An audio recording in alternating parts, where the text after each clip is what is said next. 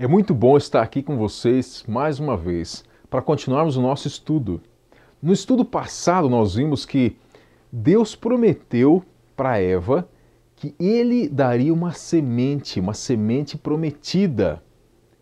Essa semente, essa promessa, esse pacto que Deus fez com Eva, a partir de Eva e Adão, obviamente, para todos os casais escolhidos, Deus então dava sempre uma semente prometida.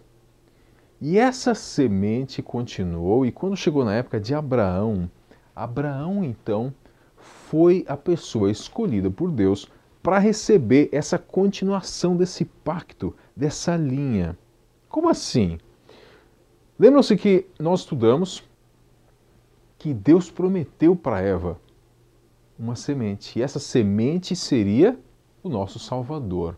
Por isso ela pensou que quando nasceu o seu filho, o seu terceiro filho, ele seria então o Salvador. Na verdade ela pensou isso de Caim, mas aconteceu todo o problema, Caim e Abel, e ela então pensou que o próximo filho, que no caso foi Sete, ele seria o Salvador. Essa semente, Adão e Eva, para Sete, e todas as gerações, nós temos o relato dessas gerações em Mateus 1:1, de todas as gerações que Deus foi então dando essa semente prometida. Agora, pensem comigo. A palavra semente em grego é sperma. Nós vimos no estudo passado isso. A palavra semente, tá? Traduzindo, no grego ela é sperma. Traduzindo para a nossa língua é semente. Se você pensar, o esperma é produzido no órgão reprodutor masculino.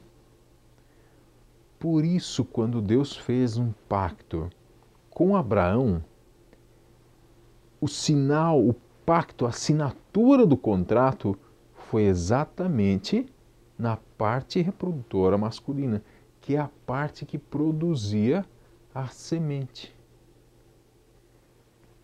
A semente prometida de Adão e Eva, de cada linhagem, nem todos os filhos pertenciam a essa promessa.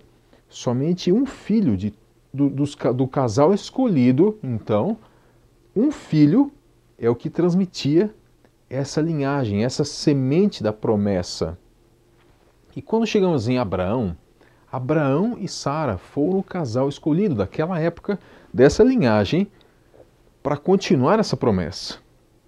Então, o estudo de hoje, o pacto, é exatamente sobre o pacto que Deus fez, especial com Abraão. Nós vamos estudar isso. Eu convido vocês que, por favor, abram suas Bíblias. Se você não está ainda com a sua Bíblia, vá pegá-la, por favor. Abra sua Bíblia em Gênesis, capítulo 15, versos 17 e 18. Gênesis 15, versos 17 e 18. Vamos ler? Quando o sol já estava posto e era escuro, eis um fogo fumegante e uma tocha de fogo que passaram por entre aquelas metades. Naquele mesmo dia fez o Senhor um pacto com Abraão, dizendo: à tua descendência, à tua semente, tenho dado esta terra, desde o rio do Egito até o grande rio Eufrates. Que pacto é esse? Abraão vivia numa terra onde os hititas eram as pessoas que dominavam na terra. Abraão tinha um costume.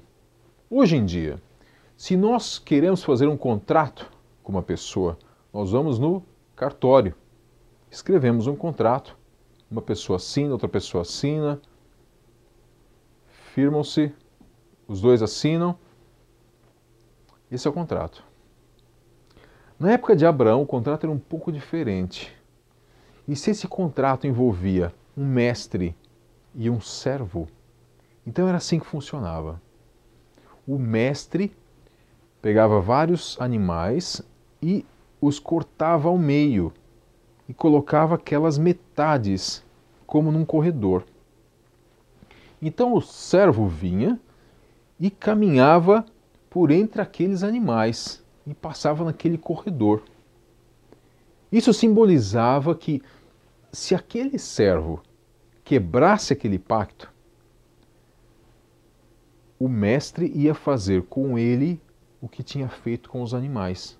Ou seja, o mestre cortaria o servo ao meio. Era um pacto sério isso. E era um contrato. Deus vem e fala com Abraão. Abraão, eu quero fazer um pacto com você. Quando Deus disse isso a Abraão, eu quero fazer um pacto com você, Abraão, na sua cultura, obviamente, pensou nisso. Bom, então o que eu vou fazer? Vou providenciar os animais e, claro que Deus, Abraão, ele se colocou no lugar de servo e Deus, o mestre. Então, Abraão providenciou os animais. Nós não temos o relato de Abraão caminhando por entre eles, mas isso é óbvio porque ele era o servo. Então ele caminhou por entre aquele corredor de animais, veio, sentou-se a uma distância e ficou esperando Deus se comunicar, falar que aceitou, que o pacto estava fechado, ficou ali aguardando. Isso foi de dia, ainda estava claro o sol. O tempo foi passando, Abraão sentado esperando e nada acontecia, nenhuma voz, nada diferente, e Abraão ficou ali esperando. Algumas aves vieram e começaram a querer comer aquelas carcaças. Abraão espantava, jogava pedras, não deixava que as aves viessem ali comer. Até que Abraão caiu no sono e dormiu.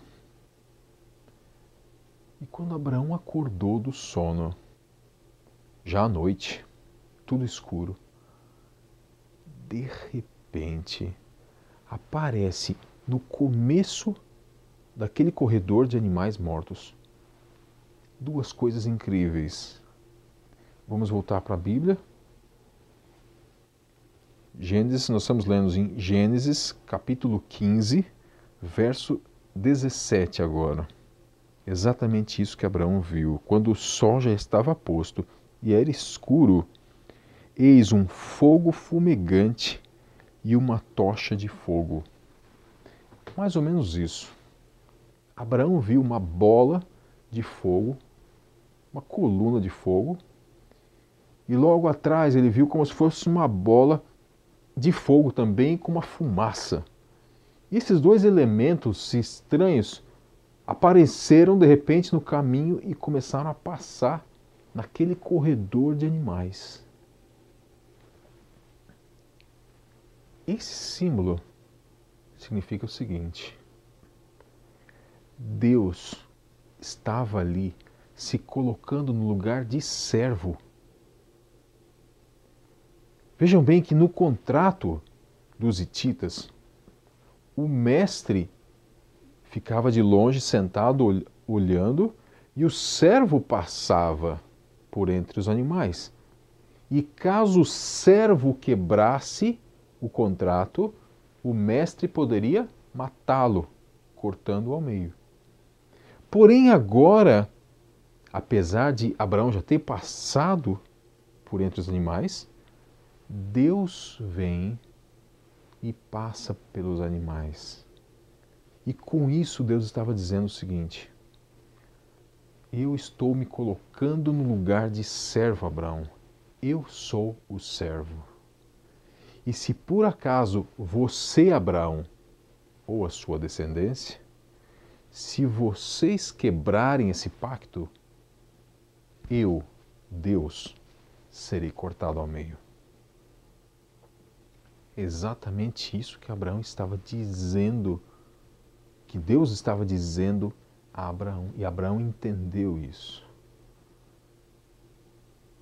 Percebe como Deus é incrível, como Ele é amoroso, como Ele ama você e eu.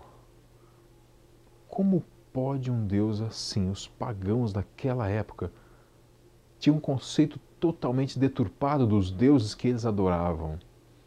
Os pagãos daquela época, eles adoravam um Deus, imaginando um Deus lá em cima, poderoso, forte, e eles traziam animais e ofereciam coisas para aqueles deuses.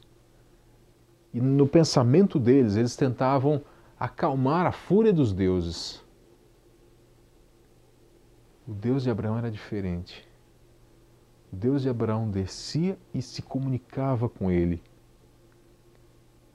E comunicando-se com ele, dizia para ele: se você falhar, eu vou morrer por você. Eu vou morrer no seu lugar.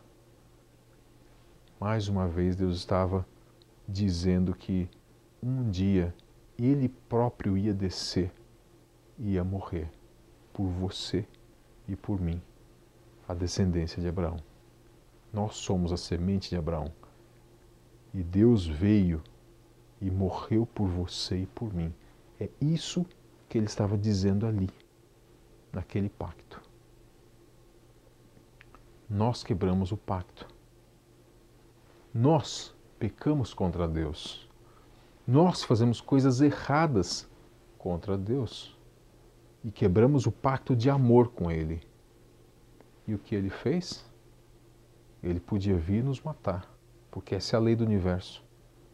Quem faz algo de errado merece ser morto, eliminado, porque o universo que Deus criou é um universo de amor e bom, perfeito. Quem quebrou essa bondade, esse amor, merece morrer, ser eliminado. Mas ao invés de matar você e eu, Deus vem e morre por nós. E é isso que Ele estava mostrando ali. E o que aconteceu na cruz foi que Deus foi rasgado ao meio. É isso que Ele estava mostrando para Abraão e é isso que Ele mostra para você hoje. Jesus, quando estava na cruz, Ele gritou: por que, Senhor? Por que, meu Pai, você não está aqui comigo? Jesus gritou assim porque Ele não conseguia sentir a presença do Pai pela primeira vez em toda a existência. Jesus se separou do Pai e foi rasgado ao meio. E foi isso, essa separação, por causa do pecado, que matou Jesus.